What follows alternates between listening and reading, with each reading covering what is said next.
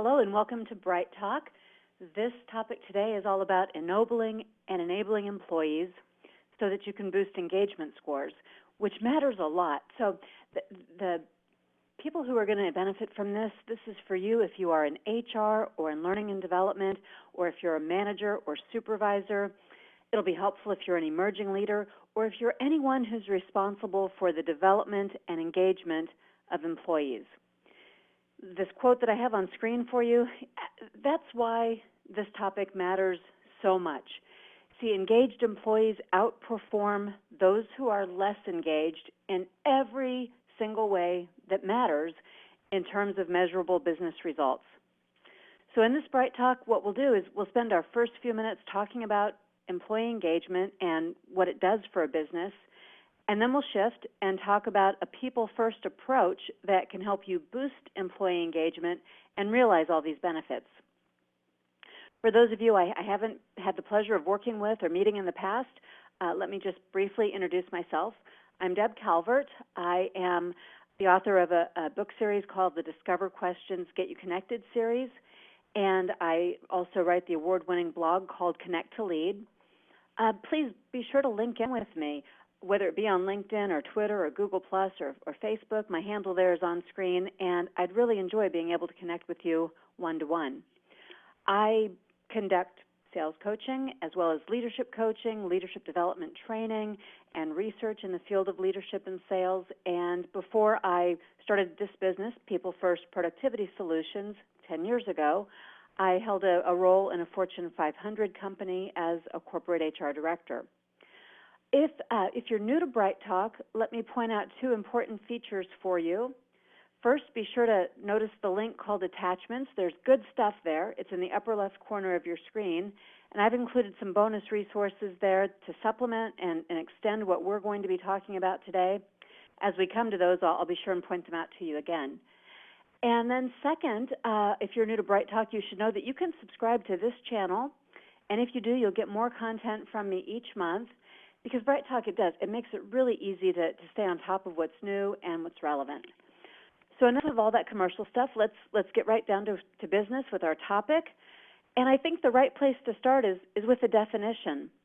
This term, employee engagement, it gets bantered around quite a bit. So let's go with a common definition. I like this one because it captures two pieces of this concept. Employee engagement is a heightened emotional connection that an employee feels toward their organization. That's part one. And please don't dismiss that word emotional. I'll come back and explain why that one matters so much.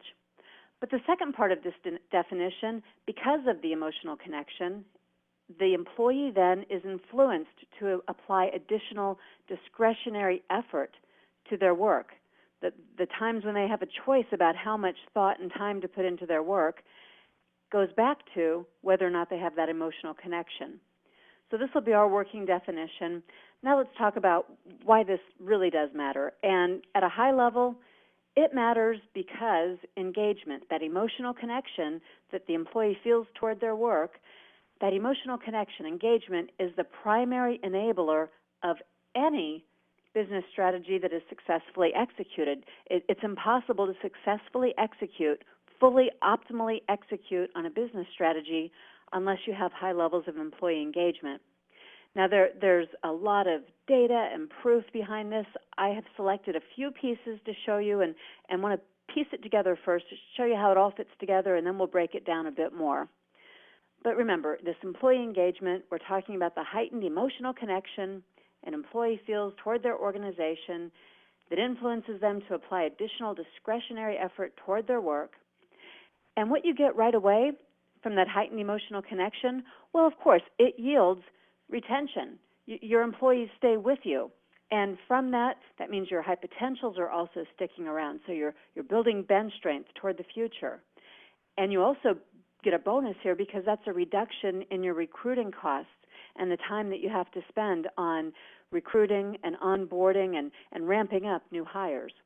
So engaged employees stick around, a myriad of benefits that come from that. And because they stick around and because they're applying additional discretionary effort, you also get an increase in productivity. Within the organization, you get higher productivity levels, And those productive, engaged employees, they give you more satisfied customers. And all these things link together. Higher levels of customer satisfaction are proven to come from heightened levels of employee engagement. And with all of those positives that are occurring, no surprise, you're going to get higher levels of top-line revenue. And all of this additional discretionary effort is going to help you save on expenses. The employee retention is going to help you to reduce recruiting costs. And when you add it all up, you get improved profit margins. So, this is a great story, but I think it begs the question, if we're going to get this series of events and series of benefits, what is it then that will boost employee engagement so we can actually realize those benefits? And that's what the meat of this particular presentation is all about. But what we should say first and foremost is that there's one thing that accounts for engagement in the workplace more than any other factor. In fact, a leader's behavior accounts for 37% of employee engagement in the workplace, which is far more than any other factor. And if you would like to know more about this, there's a few resources I could recommend. One is a book called Great Leadership Creates Great Workplaces by Jim Kouzes and Barry Posner. And that'll give you quite a bit more depth about this research that you see on screen right here. It's quite compelling. Okay, so we're going for the employee engagement. We know leadership development is a big piece of that. You are probably the leaders who have an opportunity to develop in this way, and you have access to others in your organization who could also unleash the employee engagement and all these great benefits. Now, I'm going to encourage you to view another Bright Talk on this channel that goes much, much deeper into the leadership development piece. That's not where I'll be going here. We'll be shifting gears to talk about things that every manager can do to enable and ennoble employees, whether or not they have a formal leadership development program. We could even call this your do-it-yourself approach for improving employee engagement and unlocking the rest of these outcomes. Okay, so let's talk more specifically about these outcomes. I mentioned employee retention being one of the first. Well, the Corporate Executive Board gives us some data about this. Those employees who are less engaged are 4 times more likely to leave than the ones who are highly engaged. The ironic thing here, though, is those employees who are the least engaged, they're probably not employees you want to keep in your organization anyway. So before they leave, you might be thinking about having them leave. You can improve both of those, their performance so you won't want them to leave, and then their likelihood of them staying if they're more highly engaged. What's more, some comparisons within same companies looking at various business units, 23,910 different business units. And they broke this into 4. They looked at the top quartile and the bottom quartile engagement scores, compared those two, and found that the employees in the bottom quartile were leaving at a much higher rate. This is the bottom quartile of employee engagement. No surprise, they left at a much higher rate than those who were in the top quartile. So this one's probably the closest to being a no-brainer. We know that if employees are engaged, they're more likely to stick around. So let's now move towards some of those other benefits when employees stay. One of the things I told you that you can recognize from that is increased productivity. And this is nothing new, right? This goes back to Peter Drucker, one of the foremost thinkers in management science, and he put some math to it. He said for most companies, and yours might be among these, for most companies where the labor costs are about half of total earnings, in those companies, a 10% increase in productivity would double the profits of the organization. So those are some pretty big numbers. They do bear out. There's more recent research. And that book I mentioned, Great Leadership Creates Great Workplaces by Jim Kouzes and Barry Posner, what their findings revealed more recently is that the best leaders, the ones who are behaving in ways that are driving employee engagement, those best leaders, they elicit 3 times the amount of talent, energy, and commitment compared to leaders who are not behaving in those ways. So there's a lot we can do to have these kinds of impact. And not only that, we can also increase our customer satisfaction. Above average levels of employee engagement, look at that, it's a big number, a 50% higher rate of customer loyalty. And when you put all these things together, it does produce top-line revenue increases, bottom-line profit impact. We can see this from all sorts of different sources. I'll just give you a few of them. Here's Hewitt & Associates. Here's the meta-analysis from the recent Gallup study comparing those business units that I mentioned. It's also going to tie into higher profitability. And whatever these numbers, 12% is actually on the lower side of all these various studies. I wanted to give you a low target. But the summary, when you put all these pieces together, you get above average productivity, higher levels of customer loyalty, higher sales, higher profits, and your employees are sticking around. Life is just easier, and people are happier in an organization like this. Now, a reminder, what gets us here, all of this is leadership development, and this is sort of leadership development light. If you don't have a complete program available to you, you could talk about what's coming up next in this webinar. This could actually be your starting point personally. But just one more little factoid to show you about leadership development. It is the number one factor in boosting engagement, so it bears mentioning here. And the impact could be significant. So here's the gold standard, the Leadership Challenge, which is an evidence-based approach to leadership development. Just to show you how significant this impact could be, this is an independent study. This is not part of the body of work that comes from the Leadership Challenge. But it does show that there's a very high correlation. Rick Roy found that there's an extremely high correlation between the profitability of an organization and whether or not the leaders in that organization used the practices that are evidence-based, proven to drive employee engagement and results within the business. Okay, now back to you, because that's that big picture leadership development. That's all the research. But I want to bring this back to you individually and talk about what you can do to be able to ennoble and enable your employees. And there are quite a few things. So I'd recommend just take a start where you are approach.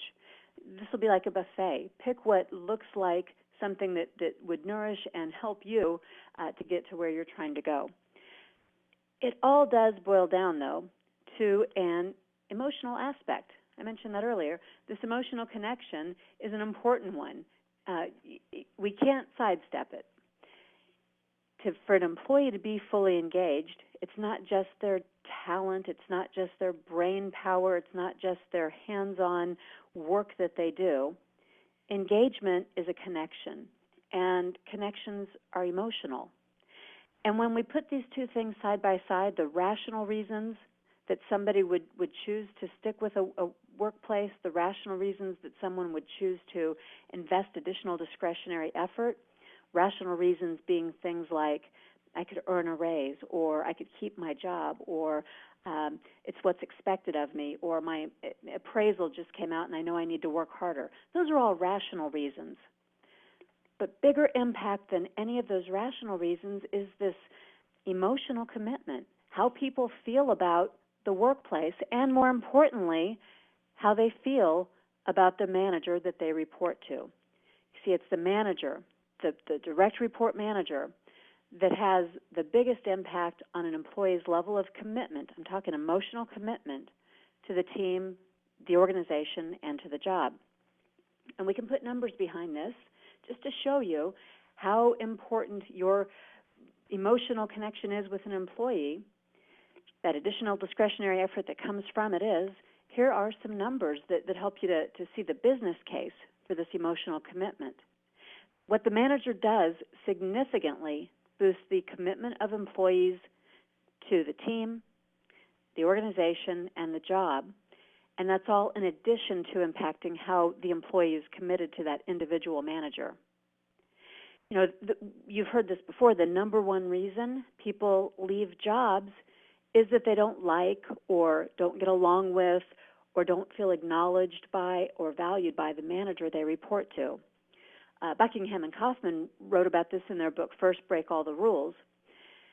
And that means that you have the opportunity as a manager or as someone who influences or trains managers, you have such a fabulous opportunity to make a big impact on the work your employees do. And it's not by giving them more product training or more technical knowledge or more skills. Those things matter, certainly.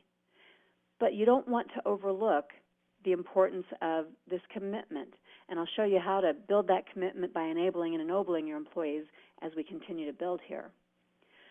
While we're getting there, while we're getting to all of this, by now you're probably beginning to think along these lines already. There's an essential building block. And it's true of any commitment, emotional especially, but any commitment we would ask for someone to make to us. And that key component, that essential ingredient, the one that leads to all the behaviors leaders and managers demonstrate in order to enable and ennoble and engage employees, that essential ingredient is trust. It's the building block. There's high levels of engagement and trust, those two things together, in organizations that are very high performing. And the trust, it's not one directional. It's not just that you, the senior team, it's not just that you are trustworthy, but it's also that you are able to trust the employees around you. You trust the employees to put the needs of the organization first as they're interacting with each other and with customers and vendors and partners. Your trust in them is critical, or you won't do the things I'll suggest that you do. You won't do the things that enable and ennoble people if you don't trust them. And by the way, if you don't trust them, if you're unable to trust people in your organization, well, that's a whole other problem. But I'd ask you first to start with considering what it is that causes you to have that mistrust. If you can think of yourself at any time in your life when you were not trusted, you knew it, you felt it, there was a barrier there.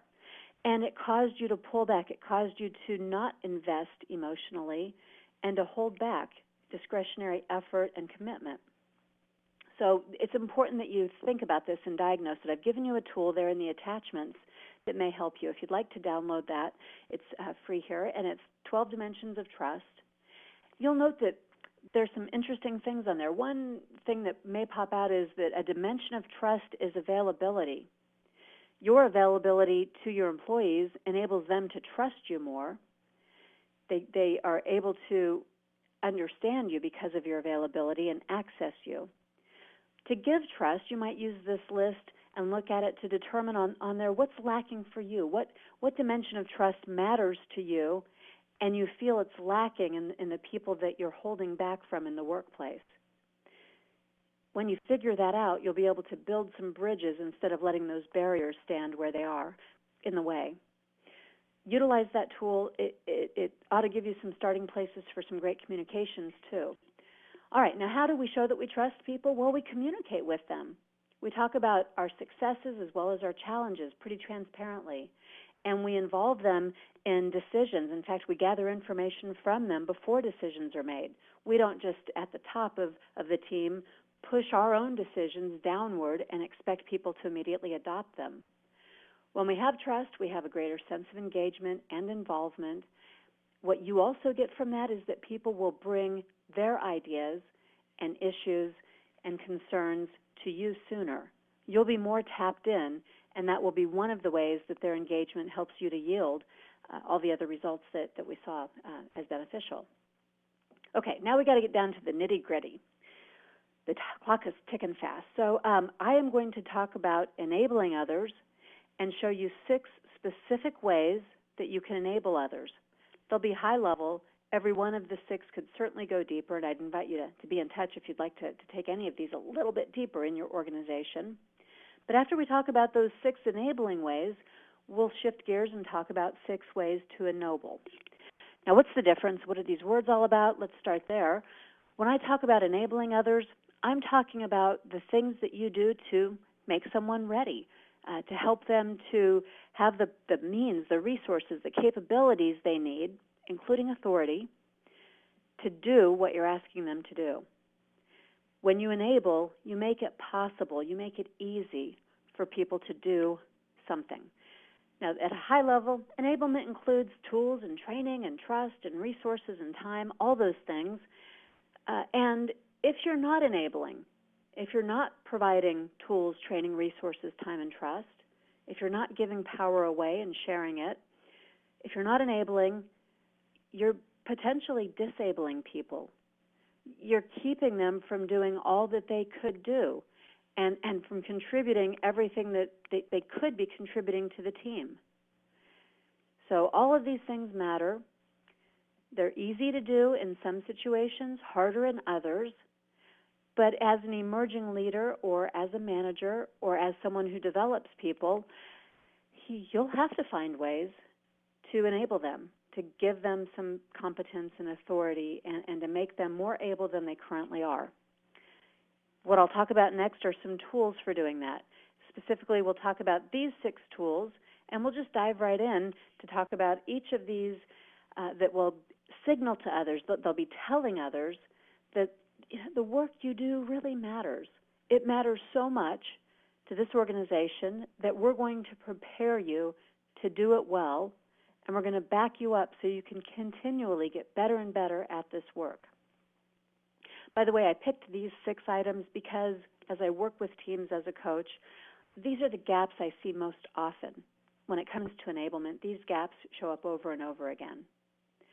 Now, as I'm going through each of the 6 and giving you just a taste of some new ways that you could approach this or some things you could think about, what I'd encourage you to do is to treat this like a buffet. What is it here that whets your appetite that you'd like to get a little bit more about? I'll give you some ideas about reference tools as we go through, and my hope is that you would dive deeper. You're sort of self-assessing and figuring out what could you do, starting where you are, to boost enablement in your organization. So delegating for development. Different from merely delegating, delegating for development is where you delegate with the specific intention of giving people opportunities to learn and grow. You do free yourself up to do some higher level, more strategic work or some different kinds of work, so you also have an opportunity to develop when you delegate and have this as your primary motive. What I've put on screen for you, just to give you some ideas and to keep you from going in the wrong direction, these are the 8 critical steps. If you're going to delegate for development and you're going to help people grow as a result of the work delegated to them, then these are the 8 essentials for doing that. The first one's really obvious, but I put it here because oftentimes it's the only thing that happens when it comes to delegating. We pick a person, we give them the work, we walk away. And that doesn't succeed, and it doesn't optimize the opportunities for enabling people the way that we're looking to do. So the other 7, giving them authority and setting some very clear goals. These are the outcomes and any necessary protocols. So here are the ways that I want that work to be done. But don't micromanage here. You don't want your protocols to be so locked down that you've got something robotic, unless the nature of the work demands that, of course. But typically, if you're delegating for development, you want to leave enough room within the protocols and guidelines you've set for people to find their own way and to bring their own strengths in, and perhaps to discover some ways that you hadn't thought of. That's the truth of delegating for development. Somebody else may eventually be even better at this than you are. That's what we're aiming for. Now, whatever those goals and protocols, we certainly have to enable the person to do that, giving them the time, the resources that they need, the training, and remaining available to them as a resource too. We don't abandon people once we delegate, nor do we micromanage them. There's a balance to be found within there. Of course, you're also going to assess. Maybe you've got some predetermined check-ins so that you're continuing to support the person you've delegated to. And don't forget, giving them some recognition. I don't mean at the very end when the task is completed or when there's some great achievement to recognize, but along the way, they've taken on some new work. They are trying some new things. They are learning and growing. How about we recognize those little contributions and their learning along the way? And ultimately, if you've delegated, don't forget you're responsible. The buck stops with you. The outcomes are still yours even though you're not doing the work. You've delegated it to someone who's doing the work, and you're ultimately responsible for making sure it gets done well. So these 8 considerations are important if you are to enable people by delegating for development. Another consideration, if you're already doing this and you'd like to work on something else, would be coaching for development. Coaching not just for performance, coaching not just the people who are struggling, but dedicating time to coach people for development. including your top performers, your middle performers, everybody on your team. Now, I like to be sure and define coaching because I think it's a little different from what many people visualize it to be. Coaching is different. It's not the same as mentoring. It's not the same as managing. Mentors have a superior level of knowledge, and they teach and they tell people what to do. Managers have work that has to get done today, and they handle getting that work done through others, today's essential tasks. Coaches do something a little different, at least those who are focused on development. They're enabling people by helping them to self-discover and cross-apply what they already know. And coaches encourage people to set their own goals and get clarity and then to stretch them toward those goals as they self-reflect and they learn from their trial and error. And coaches, in order to do all of that, they don't need a single bit of knowledge about the function that individual is doing, so you can enable people outside your own job function. Coaches don't have to know how to do the job. Those are mentors. Coaches need to be really good active listeners who ask questions and then extract what the individual being coached already knows and helps that individual to self-discover.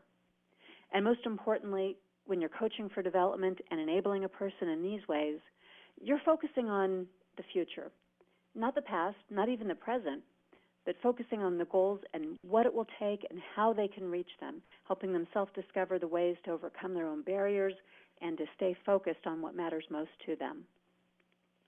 Now, here's one that's a little more obvious.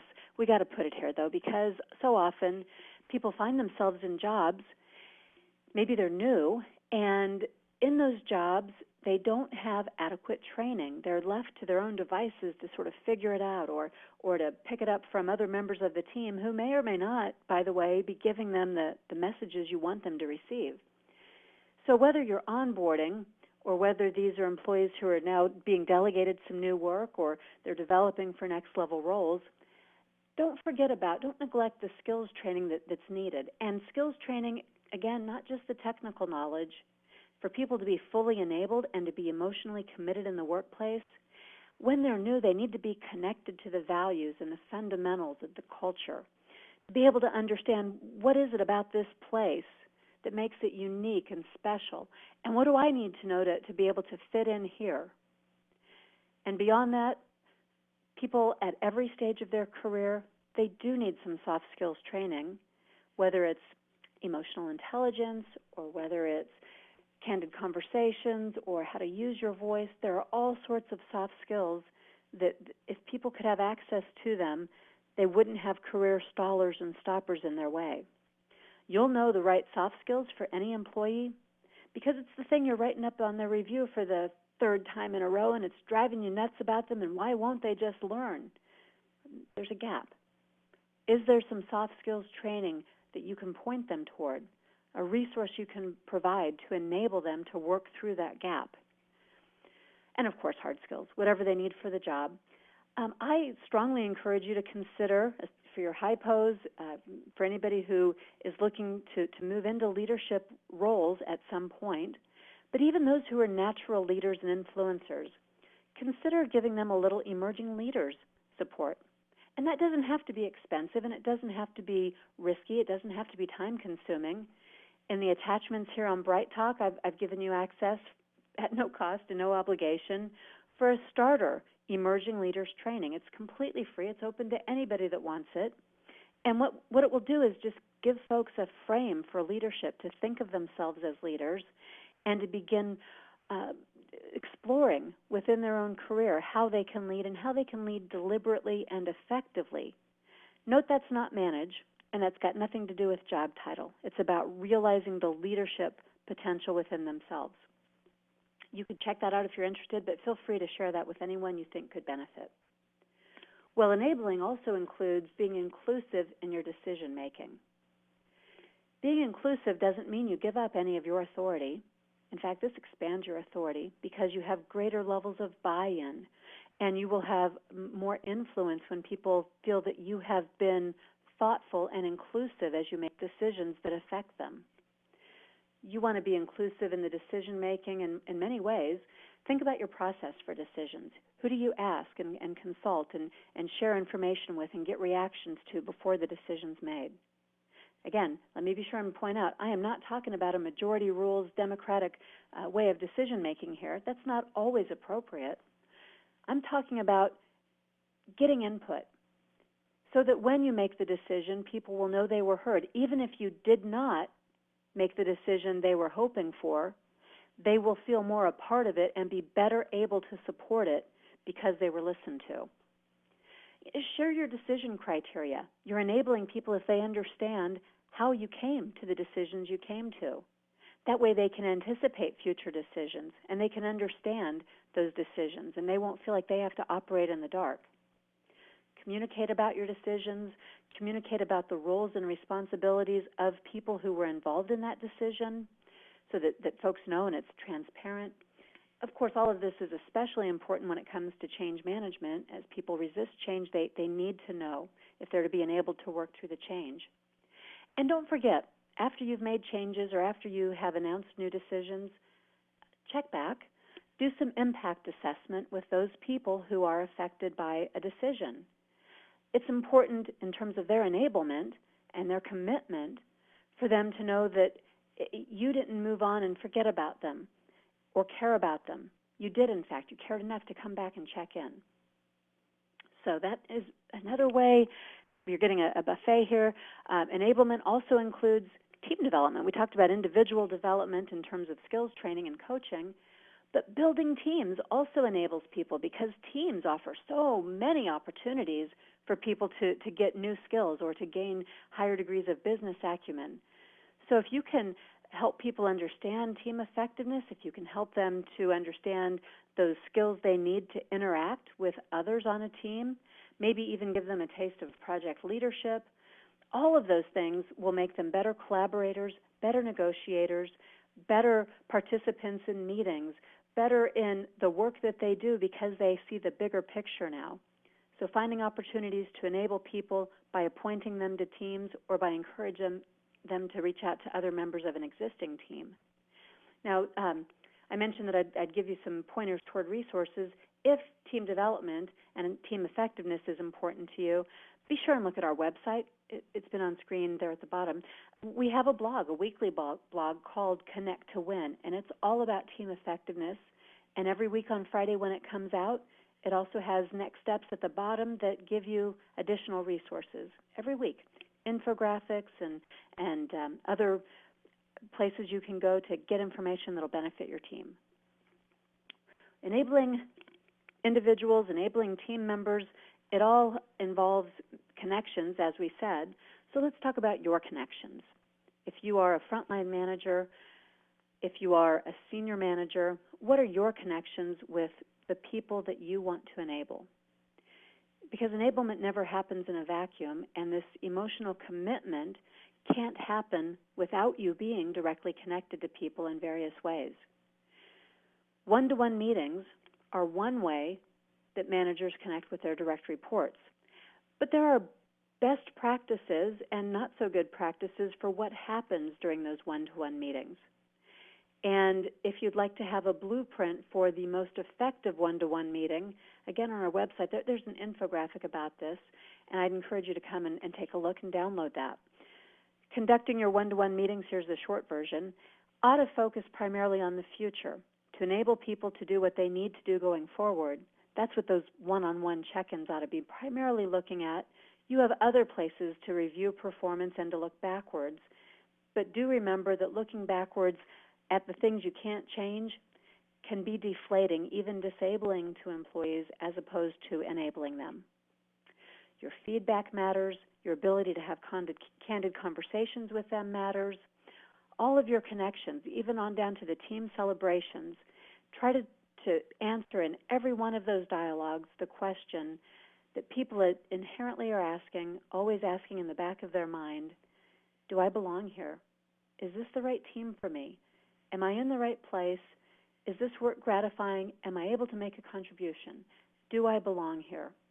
And if you'll thread that into the conversations that you have with people more often, you will build that emotional commitment and you will be seeing ways to enable them. not only that, you'll be seeing ways to ennoble them, which is the second part of this that we want to be talking about. And by ennoblement, I'm talking about something different from enablement, equally important. When you're ennobling others, you're making them feel noble. You're making them feel that they've been elevated in some way, at least esteemed in some way by you, that they've been respected and dignified, that someone puts value on them. And you as a frontline manager to them, if that's your role or if you manage managers, it matters a great deal for them to feel that they have your respect, that you give them dignity. To do that, you have to challenge them, you have to praise them, you have to look for the things that would help you to elevate them. But if you're not ennobling them, the flip side is also true. If you're not doing this, they could feel like they are not noble. That means they feel ignoble. Ignoble means inferior, of lower rank, not respected. You certainly don't want people in your workplace to feel that way. They could never be engaged and give you emotional commitment, let alone additional discretionary effort, if they didn't feel ennobled. So what do we do to ennoble others? On screen, there are just 5 or 6 items, and we'll take those one by one.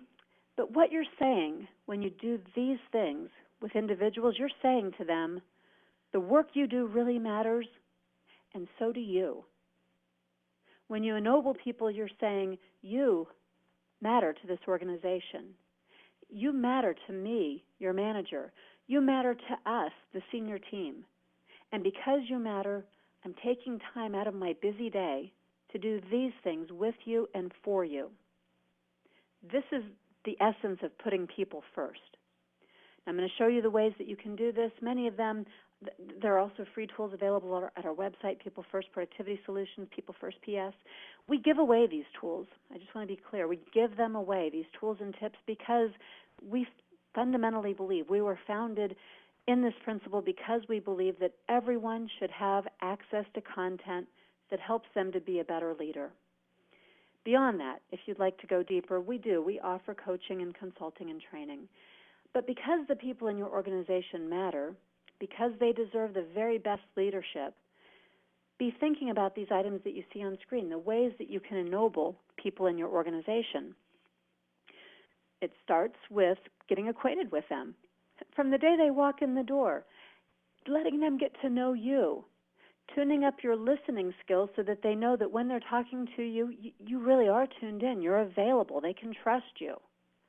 Providing mentors, you or others, that can help them to get acquainted with the organization and with their job and the individuals, person to person.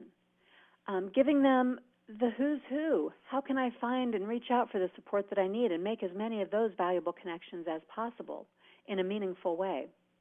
And let them get acquainted with the company values and with cross-functional support systems that they could use. This is how people begin to feel like they've found the place where they belong. This is where emotional connections get formed, is when you pave the way to help people access what they need at a one-to-one level. It's not bureaucratic. It's not in a system somewhere. It's about the people. People need people. And they want to feel that their voice counts, too. They want to feel like they share in the vision and that you have come to them and you have asked for their input. And you've shown them how their own interests can be realized within the vision that you share with them, the vision that they had a voice and a part in shaping because you were consulting with them and listening to them and understanding their needs. You're asking them simply, what do you think? And again, it's not majority rules. This will still be your vision. It will still link to the overall vision of the organization. But it won't exist out there alone. It will be supported by the involvement of each and every employee who sees themselves as a part of this vision. So we need to involve them, and to do that, as I said, every single voice has to count, and people have to know.